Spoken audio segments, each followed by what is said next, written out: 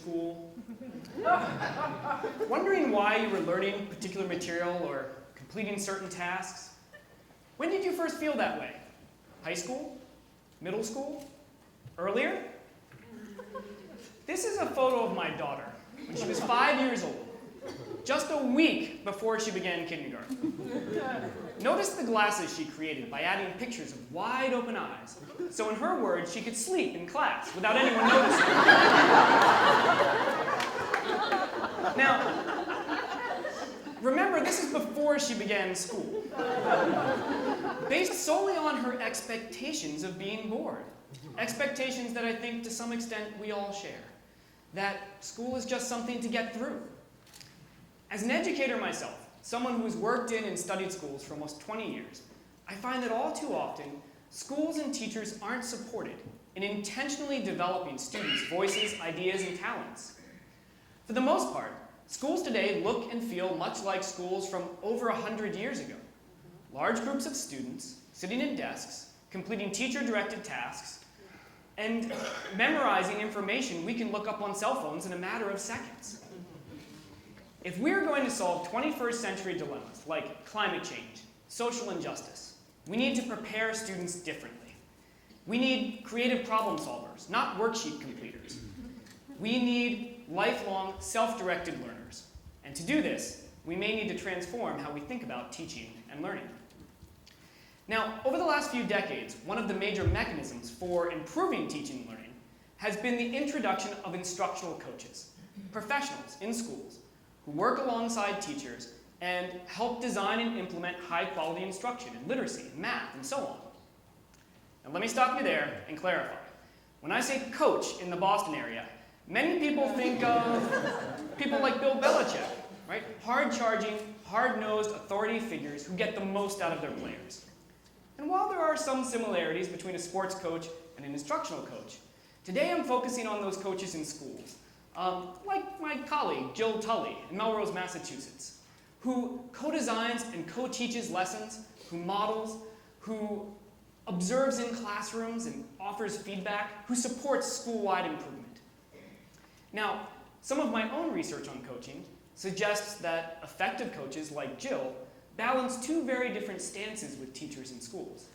On one hand, directing them, perhaps a bit like a sports coach, teaching them instructional routines and helping them refine them.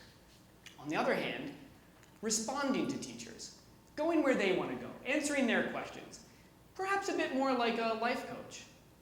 In balancing these two stances, responsive and directive coaching, coaches can improve classroom instruction and improve outcomes for students. But the truth is, we might need more than just a bit of improvement in schools. We may need to transform things significantly. If we are going to create the next generation of citizens who are able to solve global dilemmas like poverty, degenerative diseases, we need to transform how we think about teaching and learning. We need to create classrooms where all learners can ask and answer questions about how to make the world a better place. And to do this, we can't just hire more instructional coaches, although that might be a start. Instead, we need to help teachers and students adopt what my colleague, Rita Bean, and I talk about as a coaching mindset. Helping educators think more like coaches themselves. Because coaching isn't just about developing skills. It's about developing people as thinkers, as learners, as creative problem solvers. I want us to think together for a few minutes about the ways in which coaches approach their work in schools, their habits of mind, vulnerability, curiosity, and caring, and how these three mindsets have broad implications for how teachers and students might more mindfully approach their work in schools. Part of the power of a coaching mindset is how it supports development across the lifespan. We think a lot about child development in schools, right? What's developmentally appropriate for children at different ages, different stages. But we rarely talk about adult development in schools. Or for that matter, what really develops? Let me return to a story about my daughter to help illustrate. On a walk back from the beach this summer, my now 7-year-old was chatting with me about becoming an adult. She's that kind of 7-year-old. And she was saying, I've got it all figured out, what you and Mom are doing. You're filling me up with all this information because you know everything. And when I'm an adult, well, I'll know everything too. And I can just teach it to my kids. Well, I agreed with her generally. But then I suggested it might be something slightly different that her mother and I were doing. We were perhaps acting more like coaches ourselves, helping her brother and her to kind of step back, analyze every situation, reflect, come to their own answers, and help others as much as possible, perhaps becoming coaches for their own children one day. Well, let's just say she didn't buy it. After all, she's 7, she has it all figured out. But the conversation did get me thinking. Despite my best efforts, my daughter has adopted a mindset that many schools unknowingly promote, that teaching and learning is about filling kids up with information, like empty little buckets that arrive in kindergarten and are filled a little bit more each year until they're brimming over at the end of college. This is an antiquated view of education. It's an antiquated view of adulthood. And many children think that adulthood is about reaching a certain age or stage, or in my own children's case, about reaching a certain height. Recently, they stood on a chair, and as high up as they could reach, drew a line on the wall where we mark off their height each year, and they labeled this line, the point of adultness.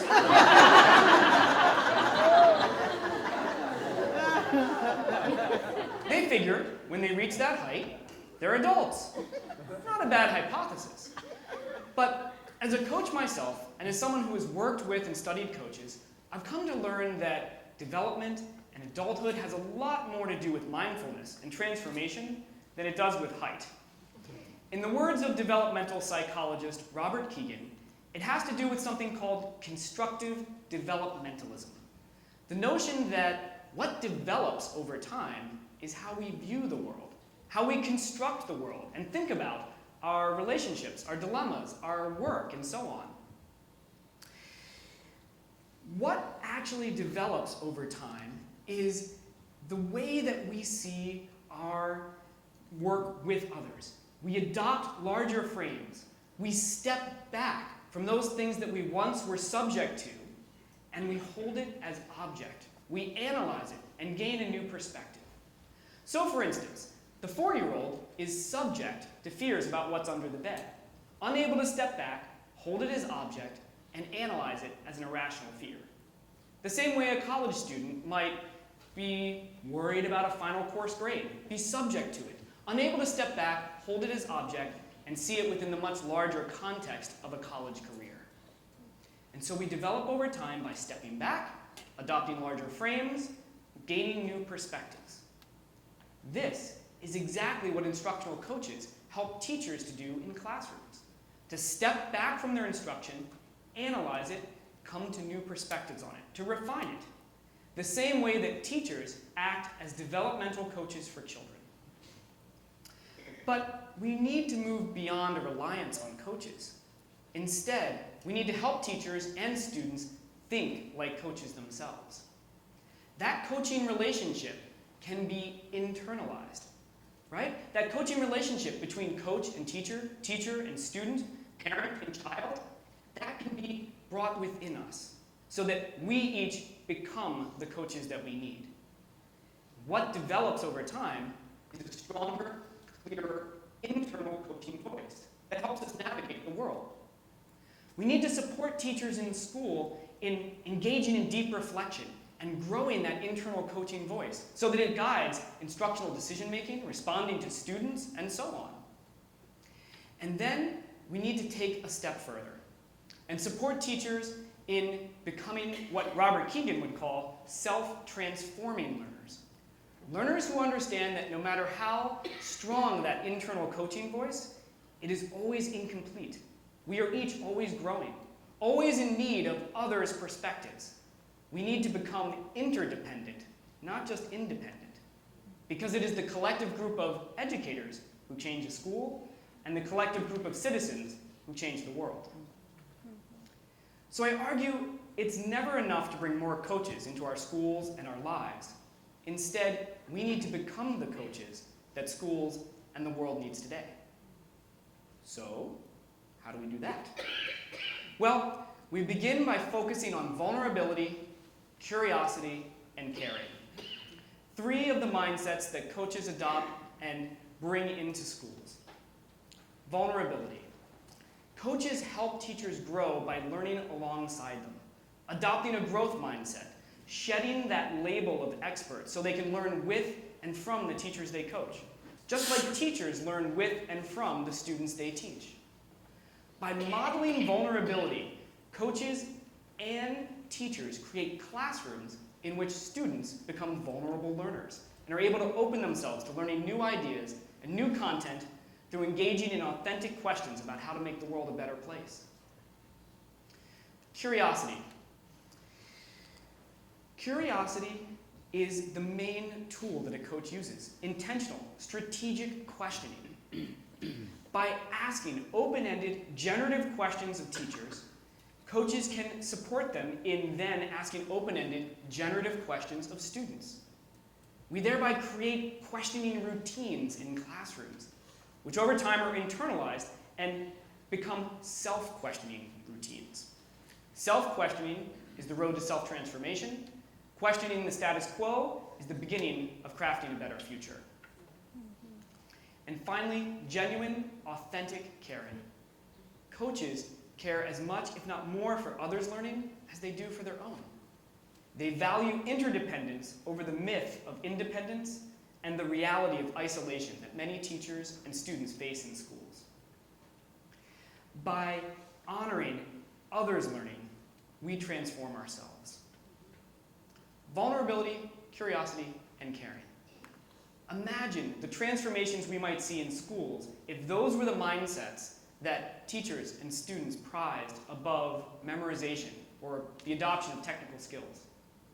Now, imagine the transformations we might see in the larger world if these were the mindsets that politicians, policymakers, global leaders adopted. How might we think differently about and solve global dilemmas? And finally, to my own children, who have taught me more about coaching than anyone, and who are so eager to grow up to be adults filled with information themselves, I offer a final bit of coaching advice. Hold on to your childlike vulnerability, curiosity, and caring. You'll be a lot closer to being the kinds of adults we need in schools and in the world today. Thank you.